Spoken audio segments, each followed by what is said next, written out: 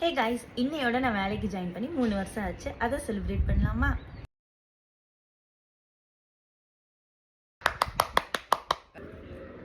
எப்படி இந்த 3 வருஷம் போச்சுன்னே தெரியல. டக்குன்னு போயிடுச்சு இந்த 3 வருஷம். நான் கோயம்புத்தூர் வந்தப்போ கண்டிப்பாக விஜேயில் ஆர்ஜி ஆகவே ஆகணும்னு சொல்லி தான் வந்தேன். ஆனால் ரிப்போர்ட்டிங் ஃபீல்டில் எனக்கு வேலை கிடச்சிச்சு ஒரு நியூஸ் கம்பெனியில். 3 வருஷமாக தொடர்ந்து இப்போ ரிப்போர்ட்டராக இருக்கேன் ஒரு கம்பெனியில். ரொம்ப பெரிய விஷயம் என்னை பொறுத்தளவுக்கு நான் இந்த மாதிரி இருக்கிறது. நான் ஃபஸ்ட்டு வேலைக்கு வந்தப்போ முதல் மாதம் சம்பளம் 10,000 ரூபாய்.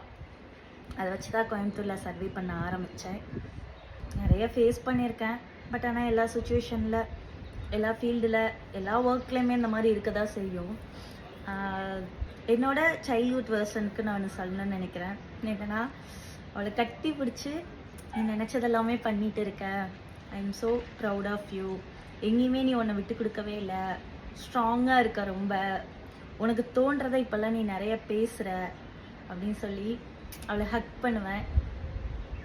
நல்லா இருக்குது. ரொம்ப எமோஷ்னலாக இருக்குது இந்த டைம் வந்து.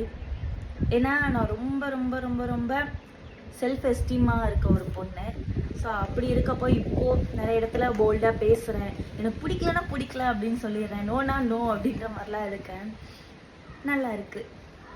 இன்னமும் நிறையா வளரணும்னு ஆசைப்பட்றேன்.